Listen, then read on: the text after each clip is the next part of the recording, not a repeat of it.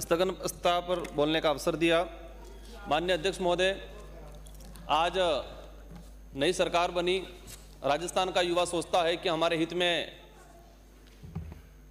अच्छा काम हो, भर्तियां निकले, लेकिन जिस तरीके से 25/12/2023 को जो लेटर आया और उस पत्र के तहत 5000 युवाओं, उनके परिवारों और ये युवा, इनका काम ये था कि केंद्र और राज्य की जो योजना है, इस योजना को उस गरीब तक पहुंचाना, जो गरीब शहर से दूर है, जिस गरीब परिवार में एजुकेशन नहीं है, उनको केंद्र और राज्य की योजना को उस तक पहुंचाना, उस तक लाभ पहुंचाना, ये उनका काम था।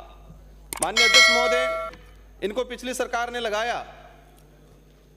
अब इस सरकार ने अब क्या सोच के ये निर्णय लिया, हमारी समझ से बाहर है, लेकिन मैं आपके सामने इस राजनीतिक विचारधाराओं से परे हटके इन युवाओं की जो भावना है, इन युवाओं का जो दर्द है और इनको हटाने की वजह से उन गरीब परिवारों पे क्या असर पड़ने वाला है, जिन गरीब घर में जाके ये युवा बता रहा था कि ये आपकी योजना है, आप इसके पात्र हो और आप इसके तहत आवेदन करो, उन परिवारों पर क्या असर पड़ने वाला है, उसको लेके बात रखना चाहूंगा।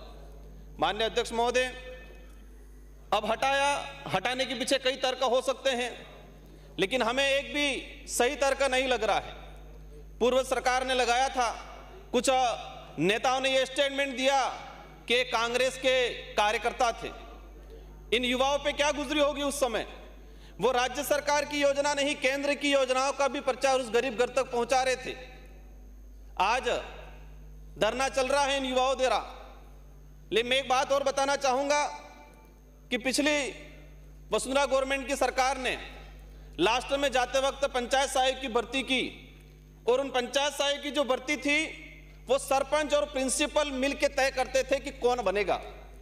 इसमें कोई इंटरव्यू नहीं हुआ, कोई मेरिट नहीं बनी। लेकिन इसके बाद कांग्रेस की सरकार आई और उस सरकार ने उनको नियमित रखा, और उसी सरकार ने पंचायत सहायक को एक सम्मानजनक पद दिया और सम्मानजनक सैलरी दी। हम इस सरकार से भी ये आशा चाह रहे हैं कि पिछली सरकार ने जो लगाया था वो किसी के कार्यकर्ता नहीं थे, इनका इंटरव्यू हुआ। माननीय अध्यक्ष महोदय, मैं सारे सदन को बताना चाहूंगा, मैं उस धरना स्थल पे गया और एक व्यक्ति ने, बच्चे ने बोला कि मैं आरएसएस द्वितीय वर्ष प्रशिक्षित हूं। अगर कांग्रेस ने भेदभाव पूर्ण तरीके से और कार्यकर्ता आइडेंटिफाई करके अगर लगाया होता तो मैं कैसे लगा, ये उस आदमी ने सवाल किया।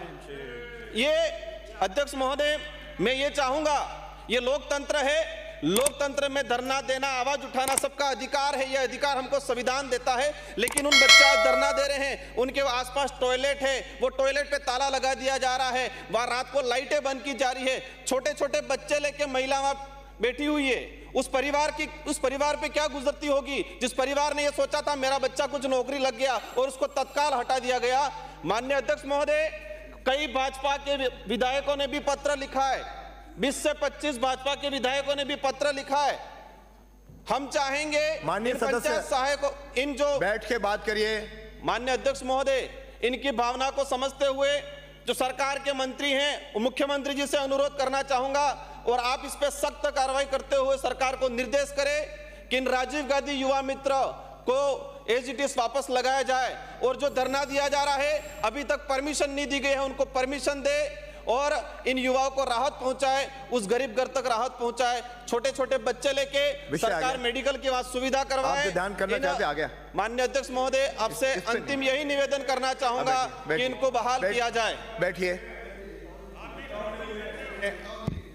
अध्यक्ष जी, आपका संरक्षण चाहूंगा।